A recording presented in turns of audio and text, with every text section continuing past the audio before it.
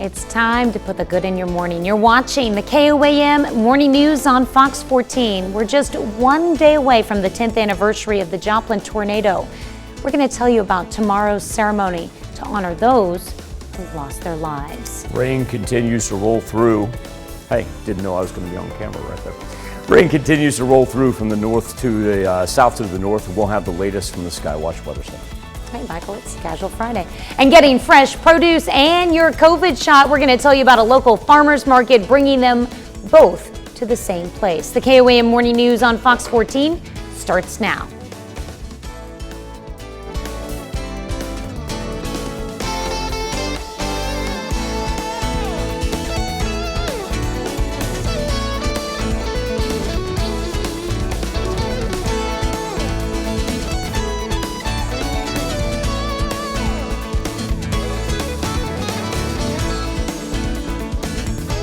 Thanks for joining us for the KOAM Morning News on Fox 14. I'm Tanya Bach. We're not quite done with the rain yet, but at least we're going to have a little bit of a reprieve going into the weekend. Let's go straight to Michael Hayslip for a check of the forecast. Tanya, the Skywatch Storm Tracker does have rain coming down throughout southwest Missouri. It's kind of a 180 from what we had yesterday morning. Now, rain dominated SEK on Thursday. Right now, we got to concentrate especially on this area in between Monette and Mount Vernon. Have to remember, if you go back to Monday, we're talking about anywhere from 4 to 6 inches, particularly right here along I-44. So if you got to make that trip from, say, Joplin up to Springfield, know that you are going to run into very heavy rain as you progress from east to the east. Now, we've got flood watches and warnings for the Neosho River, the Marmonton, and the Little Osage. Our 7-day forecast has temperatures that are going to put us into the mid-70s later on today, as we're now stuck on the computer. This is kind of indicative of what my Friday has been right now.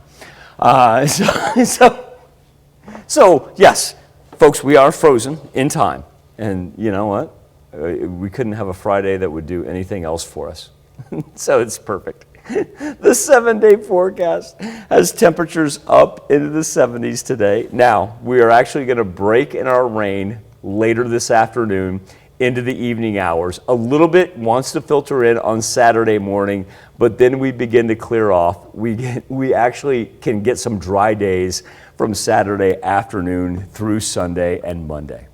You know what I want more than a break in the rain, Michael? A computer to work? Sunshine. We need some sunshine. Okay, so I think we're going to get peaks of it this afternoon. Yes. Every now and then, intermittent. And then tomorrow afternoon, those clouds are going to part, and it's going to be absolutely gorgeous. So while Tanya was saying that, there's a live look outside of Television City where we're quite overcast. And yes, thanks in part to our wonderful engineering crew, we can actually take a live look right now over 7th and Rangeline. And look, Tanya, you see just a little blue peeking out right there. So as we work through the afternoon, there will be a little sun. That's Mother Nature winking at us, teasing us for Saturday. She's a fickle mistress. Yes, she is. All right, thanks, Michael. Well, tomorrow marks the 10th anniversary of the 2011 Joplin tornado. The community will hold a special day of remembrance to honor the lives lost and the city's recovery. It kicks off Saturday morning with the annual memorial run at Cunningham Park. The half marathon race begins at 6:30 in the morning. Later in the evening at 5:15, the city will hold a program to read the 161 names of loved ones who died in the tornado. That's followed by a moment of silence at 5:41, the time the storm struck. The program will feature speeches from former Missouri Governor Jay Nixon, Mayor Ryan Stanley, and other city officials involved with Joplin's recovery. Well, plans to remember a post-tornado landmark move forward. In 2018, the Spirit Tree, a tribute to the strength and spirit of the community, fell. Shortly after, members of the community started work on a sculpture that would replicate and commemorate the tree. A lot was done until the pandemic hit, and then other obstacles slowed the process. Now the process is getting ready to start once again. The Spirit Tree was such a visual impact of inspiration during the One Walk on the 1-year anniversary that I don't want to lose that for our citizens. And as we get older, I want our kids and grandkids to look at that and to hear the story about how we came out of this darkness. Fundraising efforts will start at the beginning of next year, and Hunt hopes the project will be complete well before the 15th anniversary of the tornado. Well, after the tornado, many family pets in Joplin went missing, but because of all the recovery efforts, many people didn't have the time or resources to look for them. To help, the ASPCA teamed up with the Joplin Humane Society to reunite pets with their owners.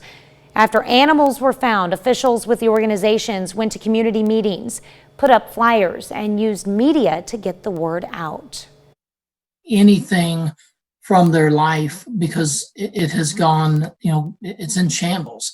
And so to know that they now have, some part of their life back is, is something that, is oftentimes very overwhelming. Over the course of a month, the organization provided emergency shelter for more than 1,300 animals, reuniting 500 pets with their families and finding new homes for more than 700 other animals. Some of the best healing after the Joplin tornado came from Louie and Jackson, two comfort dogs at Emmanuel Lutheran Church. The two brothers recently passed away. Later in the show, we're going to look back on the church's comfort ministry and hear about the ministry's future. Well, as the tornado's anniversary approaches, AAA is sharing some tips to make sure your home is storm ready. First, if you don't have a storm shelter, pick a safe room in your home where you can take shelter. That room should be in a basement, cellar, or ground level interior room with no windows. Practice drills periodically with your family so everyone knows the plan. Move or secure anything outside that could be picked up by the wind. And finally, listen to local weather coverage to stay up to date on watches and warnings. In other news, Joplin police say a man is in the hospital after being struck by a train. It happened around 9 Thursday morning. Authorities say a 42-year-old pedestrian was hit by the train at the intersection of Murphy Boulevard and South Wisconsin. They say the man lost an arm. No word on his condition or why he was on the tracks. A Quapaw, Oklahoma man is convicted of sexually abusing a minor and illegally possessing parts of protected eagles. 57-year-old Carl Ortner Jr. was convicted by a federal jury. Authorities say Ortner falsely portrayed himself as a Native American spiritual counselor in order to sexually abuse several Native American minors. Investigators also say they found feathers and various parts of bald eagles and golden eagles, which were illegally possessed at Ortner's home. Sentencing is scheduled for September 30th. Officials removed nearly 70 big cats from an Oklahoma animal park featured in the Netflix documentary series Tiger King: Murder, Mayhem, and Madness. The Justice Department seized 68 protected lions, tigers, lion-tiger hybrids, and a jaguar from the Thackerville Zoo because of ongoing violations of the Endangered Species Act. Inspectors from the U.S. Department of Agriculture conducted 3 inspections of the park starting in December. The park owners, Jeff and Lauren Lowe, received several citations, including failing to produce the animals with adequate or timely vet care, appropriate nutrition, and shelter. The Lowe's told a local news station that they've done nothing wrong. The Lowe's bought the zoo from Joseph Maldonado Passage, aka Joe Exotic. You know it's a Friday when we've got a Tiger King story in the newscast, Michael. Love it. Coming up next, capturing resilience. A very special photography exhibit honoring the victims of the Joplin tornado is on display at the Spiva Center for a limited time. You'll learn what made this project a reality coming up. The latest on the search for 2 suspects connected to a crime spree stretches from St. Louis to South Carolina. You're watching the KOAM Morning News on Fox 14. Tell me. The CDC investigates outbreaks of salmonella infections in multiple states. Contact with backyard poultry could be to blame. According to the CDC, 163 people got sick in 43 states. No deaths have been reported, but 34 people have been hospitalized. The CDC urges people to know the risk of keeping live poultry and familiarize yourselves with simple measures to stay healthy. Well, a new service at a farmers market aims to provide a convenient way to protect health. The Ottawa County Farmers Market yesterday kicked off its 6th season at the Miami Fairgrounds. In addition to creating access to fresh produce, the market also aimed to give everyone access to a COVID-19 vaccine. KOAM's Bronte Sorotsky tells us more. Jicama, kohlrabi, rutabaga. These produce items can be hard to find in most grocery stores, but can be found at the Ottawa County Farmers Market in Miami. In this part of the state, there's a lot of commodities, and so people have grown up with canned fruits and vegetables. So, they're working to improve awareness about healthy eating in the county. Some people, the closest thing they have is a convenience store or maybe a Dollar General. So this is just another way to make it easier for them to get healthy food. They're not just sharing the importance of healthy food, but also about keeping the community as a whole healthy, which is why farmers market shoppers could also get a COVID-19 vaccine. And they didn't have to go anywhere or do anything special except come and get their veggies like they normally do each week. The Northeastern Tribal Health System supplied today's shots and says this may put people at ease when it comes to getting the jab. We feel that people have had the opportunity for several months and maybe they haven't taken advantage of that. And sometimes when you go to a clinic or a hospital, it's a little intimidating, and so people will avoid those situations. So while they're out here purchasing some fruits and vegetables, maybe they will take advantage of that. That's exactly what Smokey Struce did today. I was supposed to get it today in Joplin, but they had a backup on medicines or something, so this worked out absolutely perfect for me. He didn't even plan on getting it at the market today. It's very convenient. I mean, it's like they can do their shopping, get their groceries out here, and get shot at the same time. In Miami, Bronte Sorotsky, KOAM News. The Northeastern Tribal System supplied the vaccines and will alternate with the Ottawa County Health Department for the next 4 weeks. Some of the nation's most popular dating apps will not only offer its users a shot at love, but a chance to show off their coronavirus vaccine status. Sites such as Tinder, Hinge, Bumble, and OkCupid want you to get out of the house and back on dates, safely of course. Working alongside the White House's goal to get 70% of American adults vaccinated by July 4th, apps are offering some free exclusive perks to users who have gotten or plan to get their shots. They also offer badges where potential matches can show off their vaccine status. And if beating COVID isn't enough reason to give the vaccine a shot, how about love? According to a study from OkCupid, dating app users who are fully vaccinated get 14% more matches than unvaxxed. Okay. So now I'm thoroughly confused. I want to have this conversation with you up there. Okay. I'm thoroughly confused. Remember when everybody started getting their second shot and the whole thing was, don't post the thing on social media because it's got some of your personal information on there, No, right? I don't think they want you to post your vaccination card. They're going to give you like a badge that you can put on your status. Wait, what other verification do I have? There's no way to prove it. There's no way to prove it. Okay, so really, on these dating apps, is that all that information real? It's your choice whether or not to say you're vaccinated.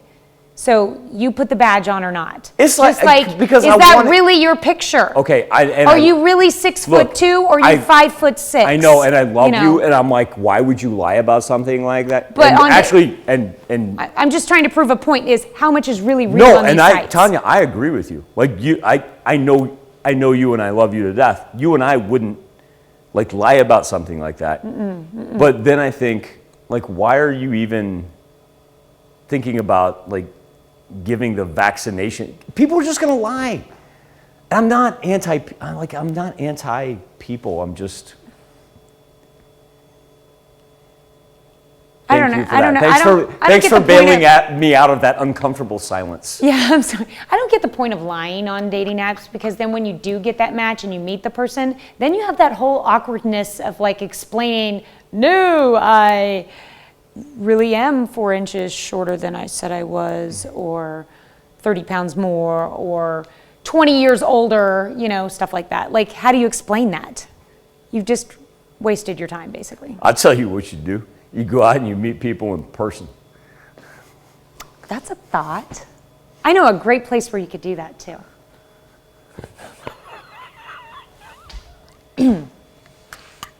Sorry, I never give myself a plug, but it's Friday. Oh, is it? It's Friday. It's a Friday. Hayslip's having a rough day. Here's our rain right now on the Skywatch Storm Trackers. We see it sweeping through southwest Missouri, and what we're looking at, especially in between Monette and Mount Vernon, 4 to 6 inches, dating back to Monday. If you're on 44 headed out to Springfield, you are going to run into very heavy rain. No lightning. Our only concerns right now are going to be flooding. No county-wise flood warnings, but Neosho, Marmonton, Osage, Little Osage rivers, all of those with flood warnings all the way until Sunday. We'll get a break later on this afternoon. Our temperatures are going to be warm, and finally, by the time we get into the evening, we get a break from all this rain. More KOAM Morning News on Fox 14 right after this. A modern-day Bonnie and Clyde. That's what authorities are calling the suspects of a crime spree stretching from St. Louis to South Carolina. One of the suspects is in police custody, while a manhunt is underway for the second. Ryan Henson reports. Police credit good teamwork and community support for quickly tracking down a man and woman who they say killed 2 people this weekend in St. Louis County. Perhaps the most difficult homicide case to solve is where the victims and suspects don't know each other. And you have suspects that are not from your area. The first shooting killed Barbara Goodkin Saturday night in University City on Delmar near Interstate 170. Her husband survived when a bullet hit his cell phone in his chest pocket. The second shooting, less than an hour later, killed Dr. Sergei Zakharev in the Bonefish Grill parking lot in Brentwood. We can all rest a little easier knowing that these callous perpetrators have been at least identified and somewhat apprehended. After the Saturday shooting, 34-year-old Adrian Simpson and 26-year-old Tyler Terry got into a shootout with South Carolina law enforcement. Simpson was arrested at the scene. Terry got away. We don't see any connection or reason for him to come back here. So how did police tie the suspects to the St. Louis County crimes?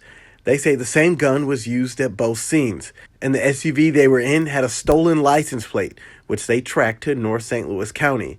That then led police to a drug deal, which led them to a motel, and that's where surveillance video captured both of the suspects' faces. Eventually, the SUV was spotted in South Carolina. More than anything, we appreciate the tips that came flowing in as we started to release video. Brentwood Police Chief said there's no known connection between the suspects and their victims in St. Louis County. Police believe their motive was robbery. We'll be right back.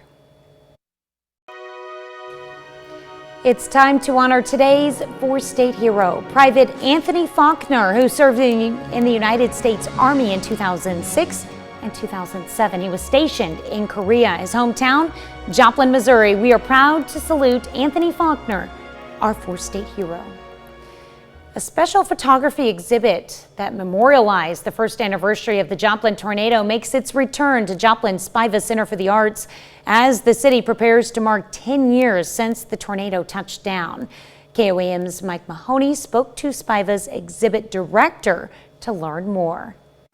Linda Teeter and her granddaughters were at opening day of the Spiva Center's Dear World from Joplin with Love exhibit. This photo gallery features survivors of the Joplin tornado displaying messages of strength, hope, defiance, and love 1 year after the tornado tore through the city. The photo I was looking at was one of my father and mother-in-law, and my father-in-law passed away a couple years after the tornado.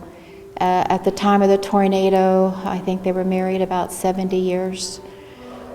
And they had lost everything they owned in the tornado and had to restart. Linda's in-laws may have had their world turned upside down by the tornado, but as you can see from this photo, it didn't stop them from loving each other or life. That's a common theme that can be seen in these photos of Joplin tornado survivors who agreed to share their stories and pose for some uplifting photographs after talking to Spiva Center staff. We wanted to have an exhibit that wasn't just about the tornado, but more about being on the other side of it and the stories that people have and kind of where we were at a year later. And while the exhibit is an inspiring reminder of what the Joplin community is capable of in the face of monumental adversity, for visitors like Linda, it's also a chance to say goodbye. There is lots of people that are in these photographs that have died from other causes since the tragedy, and have left family members behind.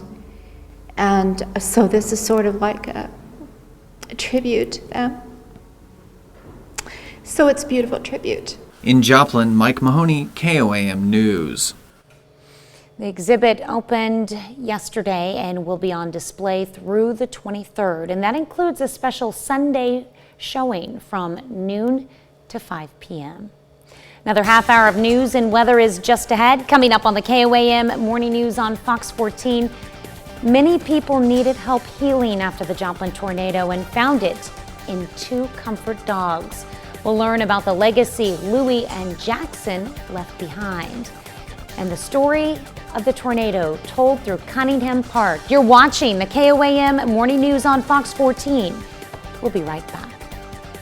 Hi, I'm Scott.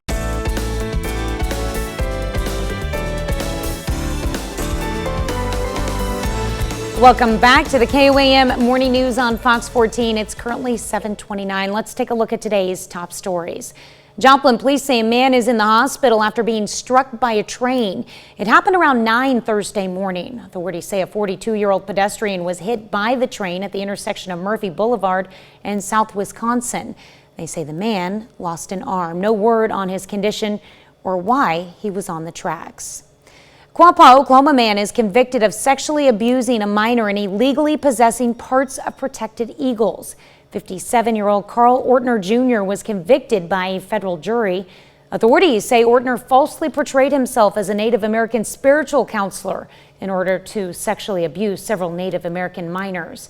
Investigators also say they found feathers and various parts of bald eagles and golden eagles, which were illegally possessed at Ortner's home. Sentencing is scheduled for September 30th. Tomorrow marks the 10th anniversary of the 2011 Joplin tornado. The community will hold a special day of remembrance to honor the lives lost and the city's recovery. It kicks off Saturday morning with the annual memorial run at Cunningham Park.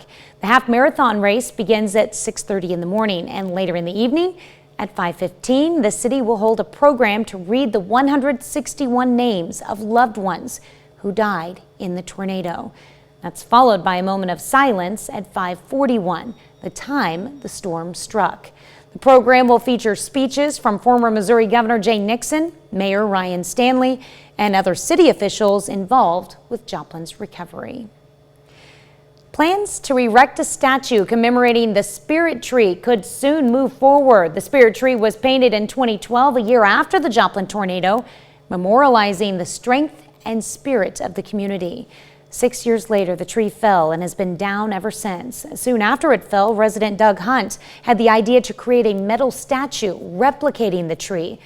But then another major event got in the way.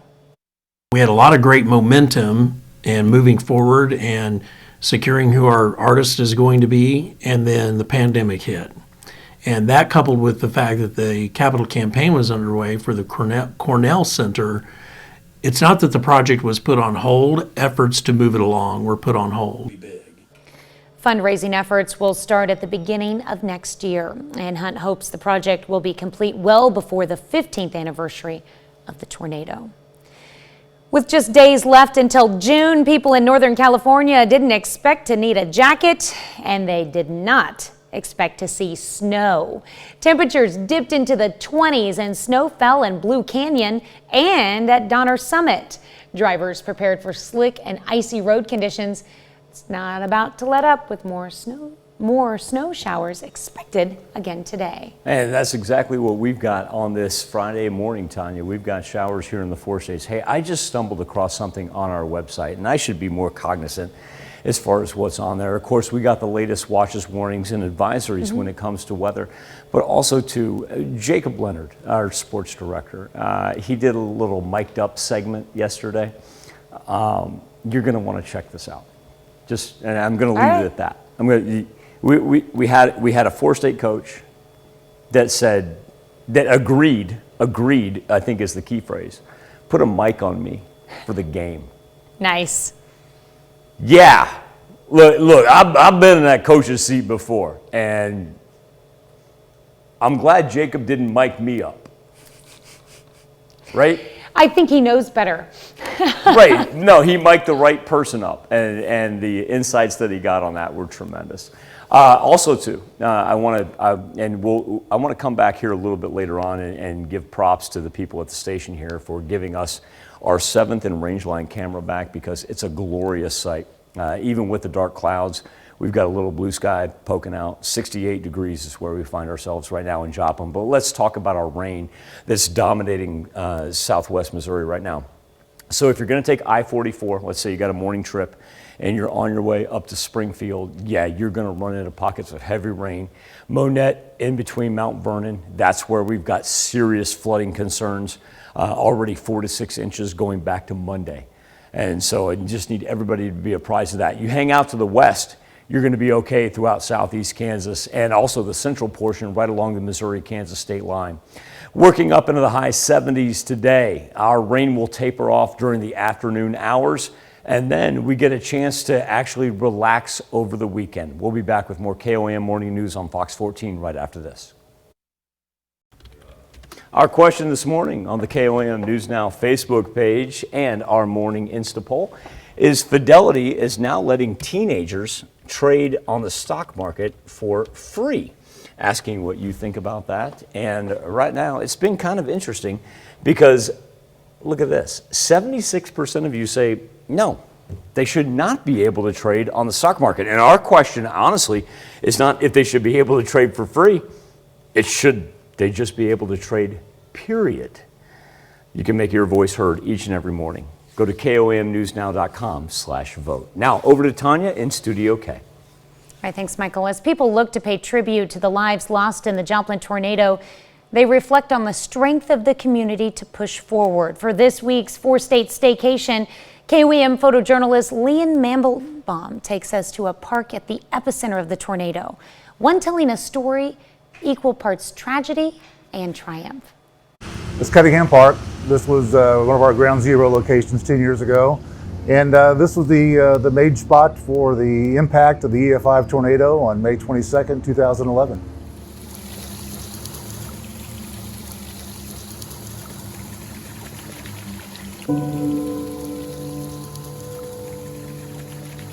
Well, Cunningham Park has always been a focal point. It's over a century-old city park, and it's been one of those gathering places. The tall oak trees and the bandstand were very iconic for the city at that time. And the fact we lost it all, I mean, we lost even every blade of grass was gone out of this park 10 years ago. So what the Park Service has done to bring this back to life, and a lot of donations, a lot of sweat equity from a lot of people, it's a beautiful landmark for the city.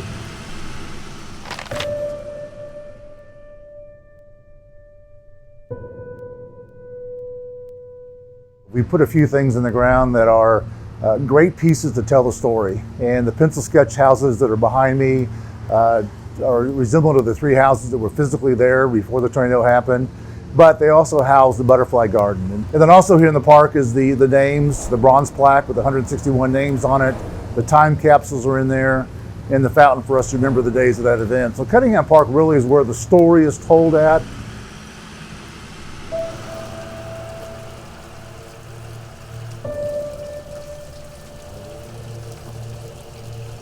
So that's very much a tribute to the survivors of the tornado. And I got to say, really the resilience of the people that we have, the families that bounce back, that put their boots up, got their houses cleaned up, rebuild, and are still here in this neighborhood.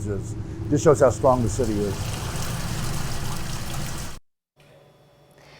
Cunningham Park can be found at 26th and Maiden Lane. The park will be the site of tomorrow's Memorial Run and the Remembrance Ceremony later in the evening. We'll have more details on our morning show page, KOAMnewsnow.com. We'll be right back. Major automakers have released a number of new electric cars, and now that includes one of America's best-selling vehicles, the Ford F-150 pickup truck. Errol Barnett got to take it for a ride. Now we're going over our grassy moguls, which can test the approach and departure angles.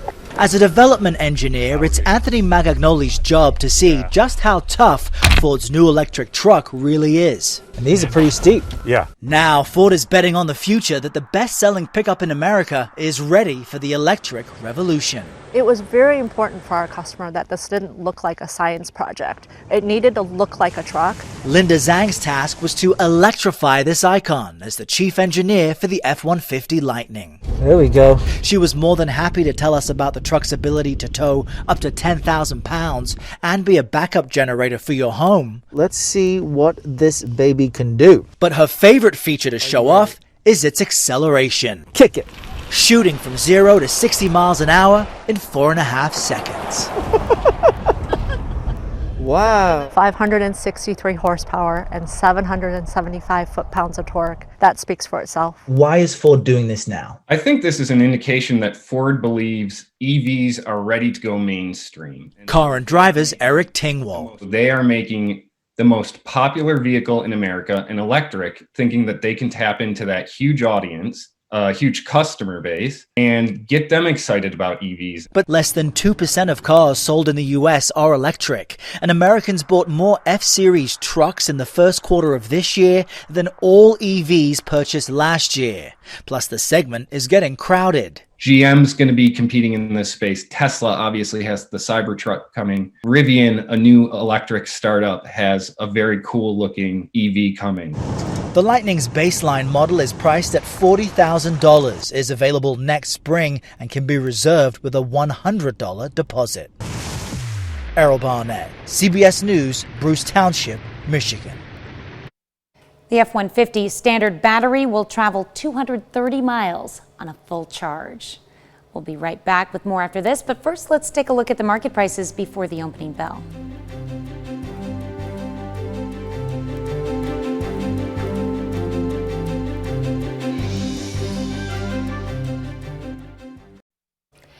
Ten years ago, Joplin was hurting physically and emotionally.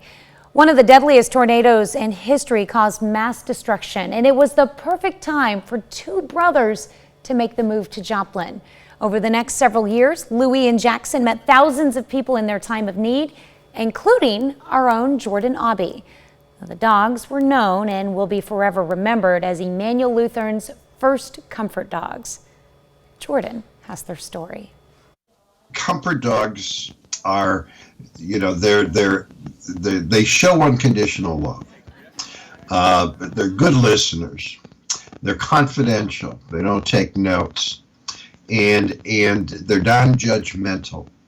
Now, I say to people sometimes, if you had, how many friends do you have that have those characteristics all the time? Chicago area-based Lutheran Church Charities, or LCC, started its Comfort Dog program after a shooting at Northern Illinois University in 2008. You never get back to where it was beforehand. You just don't.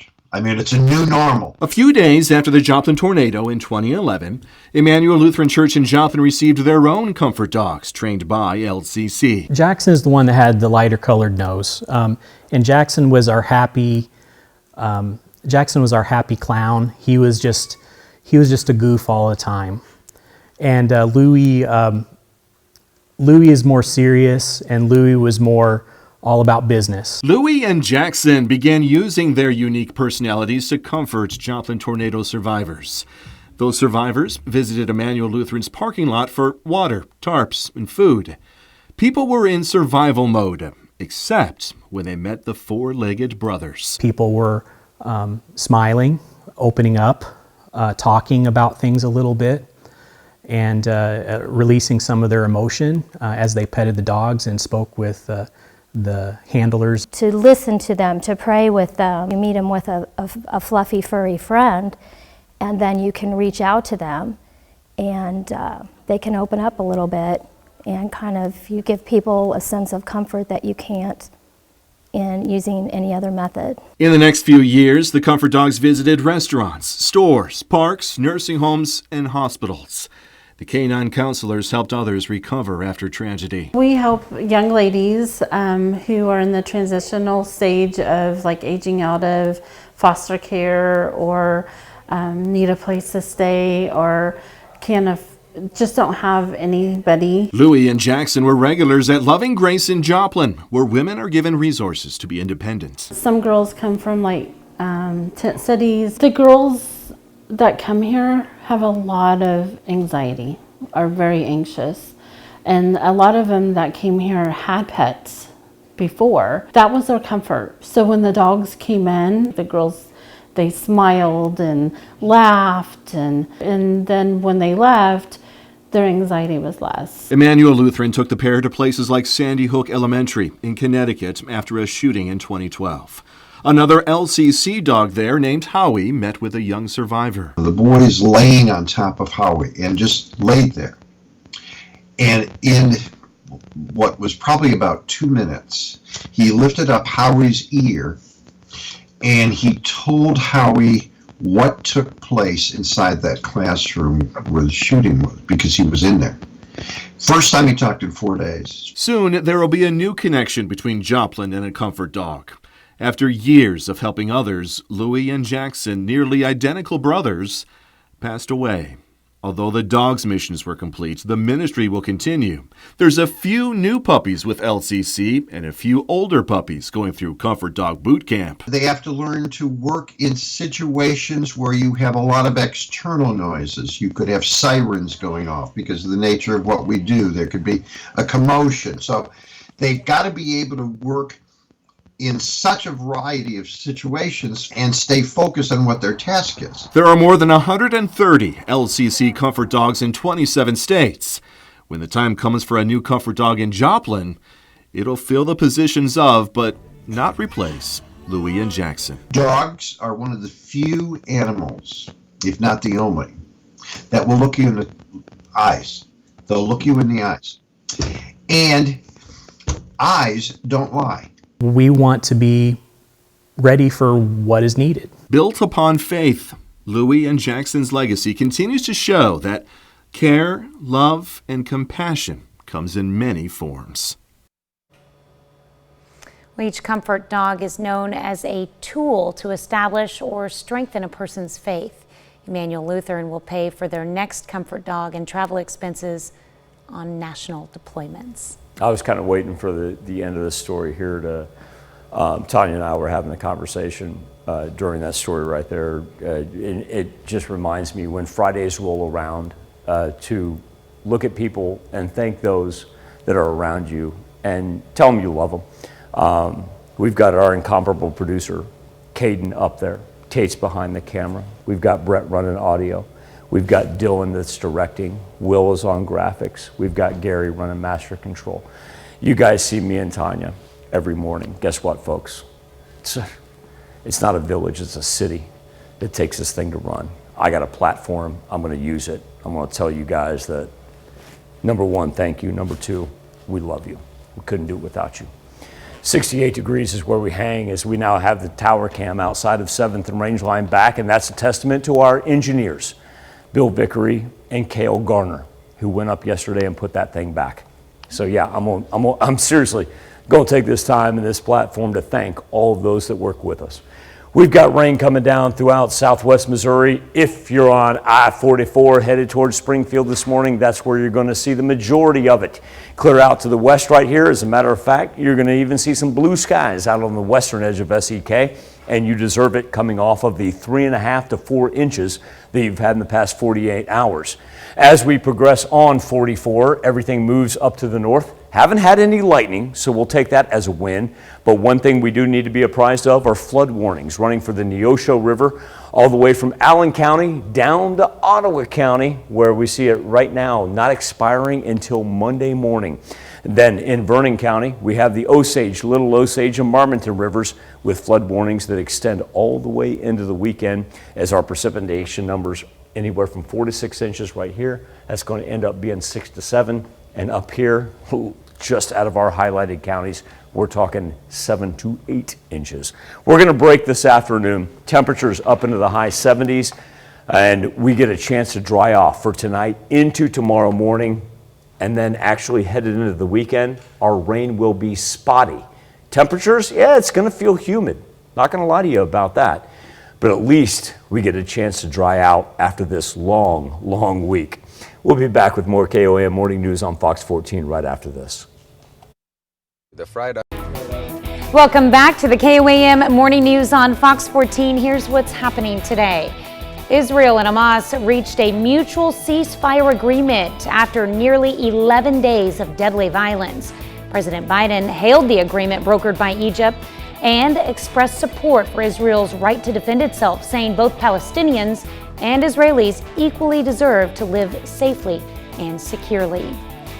And in executive order, the president directed federal agencies to analyze and mitigate the risk climate change poses on homeowners, consumers, businesses, and the federal government. The order directs White House advisors to develop a strategy within 6 months. In Mesa, Arizona, witnesses say a strong gust of wind lifted a bounce house several feet into the air during a party. Several children were reportedly taken to a local hospital to be treated for moderate to serious injuries. Scary. Let's check in with Michael with a final look at your forecast. Rain continues through southwest Missouri this morning and eventually tapering off when we get to the evening hours. Temperatures up into the high 70s, if not 80, so a little bit humid, but then we break and a chance to dry out over the weekend. I never thought I'd say this. Tim Tebow is back in the NFL. The Jacksonville Jaguars. This is how we're going to finish the show. Quarterback. This is what we're doing. Get this, transition to tight end. The 33-year-old says he knows it will be a challenge, but he's ready to embrace it. It's a reunion for Tebow and Coach Urban Meyer. Together, they led the University of Florida to 2 national championships. And how many arrests? Tebow hasn't been on an NFL roster since 2015. He called it quits to pursue a broadcasting career and then spent some time playing professional baseball. I didn't mean how many arrests was Tim Tebow involved in, Tate. I meant how many arrests was that team involved in. And I'm an Ohio State fan, remember that. Thank you for letting us put the good in your morning. Be safe, please. We'll be back with more news and weather. Have a great morning.